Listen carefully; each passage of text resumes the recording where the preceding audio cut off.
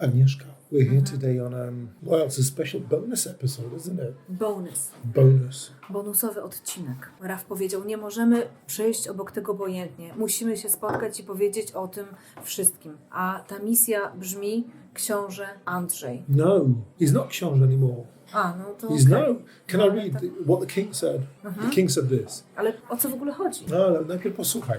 I have learned with the deepest concern the news about Andrew Mountbatten Windsor, the suspicion of misconduct in public office. In this, as I have said before, the police have our full and wholehearted support. Let me state clearly, the law must take its course. My family and I will continue in our duty and service to you all. Charles Rex.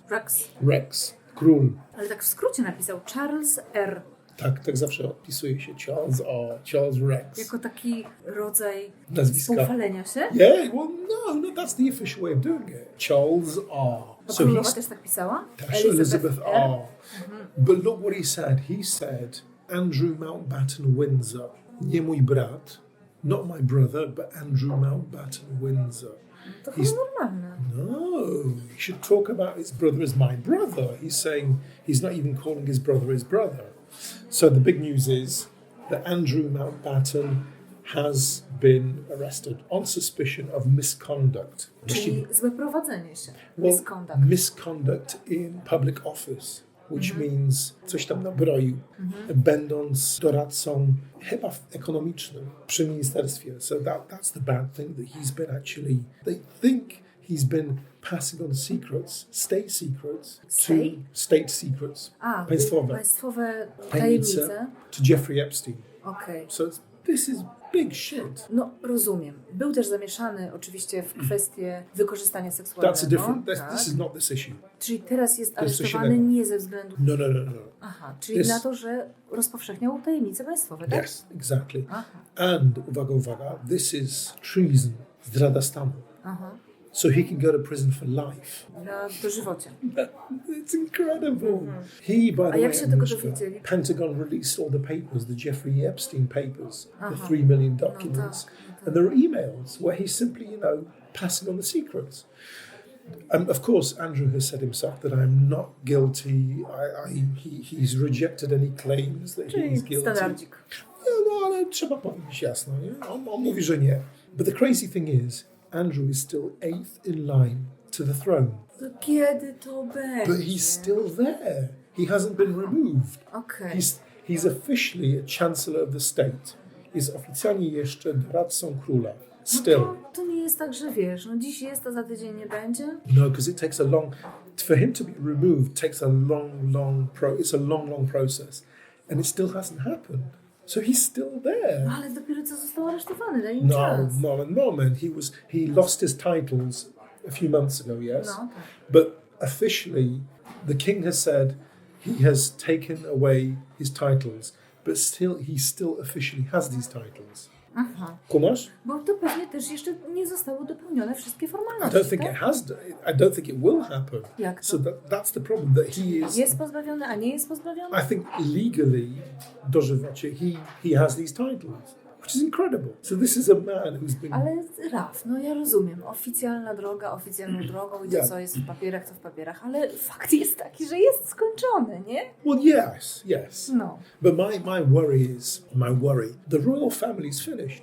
Nie, it's finished. Albo to jeden skandal. No, I think the problem is it all began with Diana. And I think what Diana, the Queen Elizabeth, talked about annus horribilis, the horrible year. Tak. When the Queen died and she did nothing, and then Tony Blair said, come on, baby, you need to do something. She then went back and said, I'm sorry, we're all sorry that this all happened, etc., etc. It all started with annus horribilis, when Diana died, and that was one thing.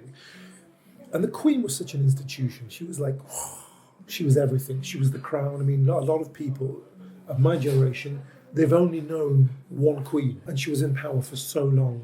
What happened then? Diana, big erosion of power. And then Brexit. Brexit was massive for the UK. And then what happened? The Queen died. I think what's changed is the nation is no longer confident. Czyli nie czuje się pewny. British people are no longer confident because you have this British pride before. Jestem dumny, że jestem Brytyjczykiem. You don't have that anymore. An erosion of British values British values are eroded now. And I think what you're seeing with America and Europe, they've always looked to England for this No bo była pride. królowa przez te lata i to chyba było naturalne. A teraz, jeżeli wiesz, nastał król, który tak naprawdę długo żyć nie będzie. Nie ma szans zbudować sobie tego, co sobie zbudowała naturalnie przez lata królowa. And of course, Camilla, the whole Camilla scandal where he was divorced. He's not allowed to divorce because he's the head of the English church. So he had a divorce, which is illegal, if you like. So there's all these things that have come and eroded these English values, British values. So now we have Andrew, which is, I can't believe it. We have... I jeszcze Harry. Harry po drodze. Harry. So we've got something we've never seen before. The royal family is crumbling. There has never been a member of the royal family who's been arrested. Never. I mean, Charles I, but he was killed because he lost the Civil War. But there's no one been in this situation. So what we have now is something we've never had. Boisz się o swój kraj? I don't think British people are proud anymore. They're not proud of England. They're not proud of Britain. And I think, the countries that's taken over in Europe that's proud, I think Polska. Tak? I think so.